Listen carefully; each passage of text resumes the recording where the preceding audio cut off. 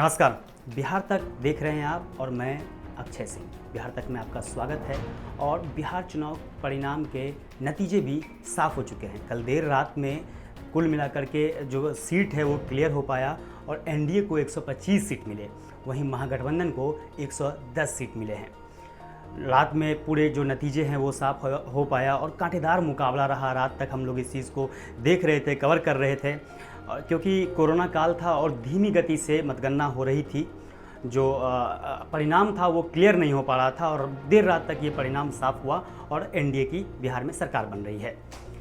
जीत में कहीं कहीं किसी सीट पे हम ये देख पा रहे हैं कि महज 12 वोटों पर एक सीट ऐसा है जहां महज 12 वोटों से एक प्रत्याशी जीते हैं। ऐसे ही कई सीटें हैं जहां बहुत कम वोटों से जीत हासिल हुई है और कहीं बहुत ज़्यादा वोटों के अंतर का फासला रहा है। तो हम सबसे पहले बात करते हैं कि ऐसे कौन सी सीट है जहां बहुत कम वोटों ने किसी प्रत्याशी को वहां पे जीत का जो फतह है वो फहराने का काम किया है। राज्य में कई सीटें ऐसी भी रही जहां बिल्कुल कांटेदार मुकाबला था। कुछ सीट तो ऐसी भी रही जहां 12 वोटों ने ही हार जीत का अंतर तय कर दिया। ऐसे ही कुछ सीटों पर नज़र डालते हैं। सबसे पहले हम बात करें हिलसा से, तो हिलसा में कृष्ण मुरारी शरण उर्फ प्रेम मुखिया जो है जीते हैं, वो भी महज 12 वोटों से। यहाँ पर अत्रि मुनि उर्फ शक्ति सिंह यादव की हार हुई है। ये सीट हिलसा सीट थी, महज 12 वोटों से मात्र जीत और हार का फैसला हुआ है। उसके बाद अगर हम बात करें तो वो जगह है बरबीघा। बरबीघा में सुदर्शन कुमार जेडीयू से जीते हैं। ये जेडीयू के प्रत्याशी थे और यहाँ से हार हुई है जगदानंद शाही का जो कांग्रेस से हैं। यहाँ पर मात्र 113 वोट से सुदर्शन कुमार की जीत हुई है जो जेडीयू से थे, और जगदानंद सिंह जो कांग्रेस से थे उनकी मात्र 113 वोटों से हार हुई है।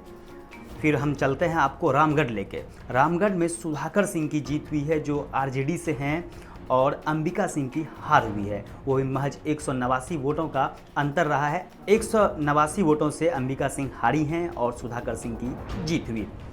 राजकुमार सिंह जो मेटिहानी से हैं, मेटिहानी सीट बहुत चर्चित सीट था क्योंकि यहाँ से बोगो सिंह थे जो जेडीयू के उम्मीदवार थे, उनकी हार हुई है मात्र 333 सीट से। और यहाँ पे राजकुमार सिंह एलजेपी से जीत दर्ज किया है।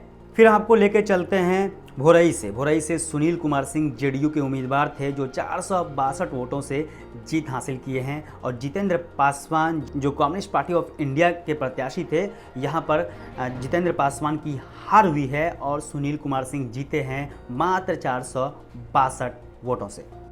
अगर हम देहरी की बात करें तो देहरी में फतेह बहादुर सिंह ने आरजेडी से मात्र 464 वोटों से जीता है और यहाँ पे हारे हैं सत्यनारायण सिंह जो बीजेपी के उम्मीदवार थे। तो ये ऐसे सीट थे जहाँ महज बहुत कम वोटों का आंकड़ा रहा और इस आंकड़े ने जीत और हार का फैसला तय किया। अब हम आपको लेके चलते हैं उन जगहों पर जहाँ पर बड़ा अंतर रहा है वोटों का। चलिए देखते हैं एक नज़र। सबसे पहले हम बात करें बलरामपुर से कम्युनिस्ट पार्टी ऑफ इंडिया के उम्मीदवार हैं जो 53,597 वोट से जीत हासिल किए हैं।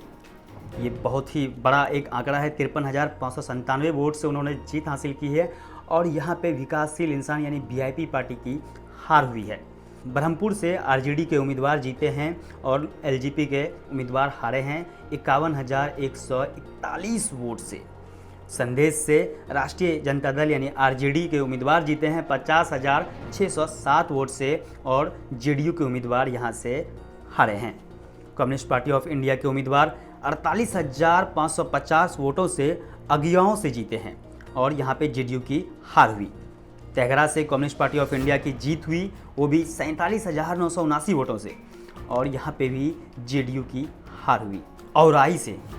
औराई से बीजेपी के उम्मीदवार 47,866 वोटों से जीते हैं और यहाँ पे कम्युनिस्ट पार्टी ऑफ इंडिया की हार हुई है। बतना से बीजेपी के उम्मीदवार 46,818 वोटों से जीते हैं और यहाँ पर कांग्रेस की हार हुई है। दीघा से भारतीय जनता पार्टी बीजेपी के उम्मीदवार 46,073 वोटों से जीते हैं और यहाँ पे कम्युनिस्ट पार्टी ऑफ इंडिया की हार हुई है।